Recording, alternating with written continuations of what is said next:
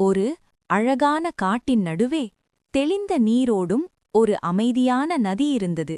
அந்த நதியில் ஒரு ஆமை சந்தோஷமாக வாழ்ந்து வந்தது.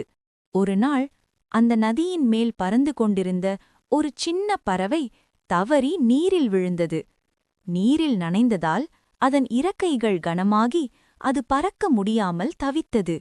அந்த சத்தத்தை கேட்ட ஆமை உடனே நீருக்குள் சென்று பறவையை மெதுவாக தன் முதுகில் ஏற்றிக்கொண்டு பாதுகாப்பாக நதிக்கரைக்கு கொண்டு வந்து விட்டது. கரையில் அமர்ந்த பறவை நன்றியுடன் சொன்னது, "நீ என்னை காப்பாற்றினாய், மிக்க நன்றி." ஆமை சிரித்தபடி சொன்னது, "நன்றி வேண்டாம், யாருக்காவது உதவி தேவைப்பட்டால் உதவுவதுதான் சரி." அதை சொல்லிவிட்டு ஆமை மீண்டும் நதிக்குள் சென்றது.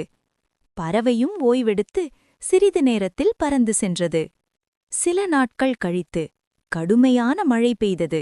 நதி பெருக்கெடுத்து ஓடியது. நீரோட்டம் வேகமாகி ஆமை அந்த ஓட்டத்தில் அடித்து செல்லப்பட்டது. ஆமை தப்பிக்க முயன்றாலும் நீரின் வேகம் அதிகமாக இருந்ததால் கரையை அடைய முடியாமல் தவித்தது. அந்த நேரத்தில் மேலே பறந்து கொண்டிருந்த அதே சின்ன பறவை நதியின் நிலையை கவனித்தது.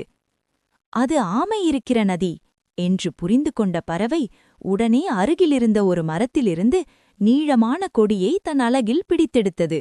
பறவை அந்த கொடியின் ஒரு முனையை கரையில் உறுதியாக பிடித்துக்கொண்டு மற்றொரு முனையை நீரில் அடித்து சென்று கொண்டிருந்த ஆமையிடம் கொடுத்தது.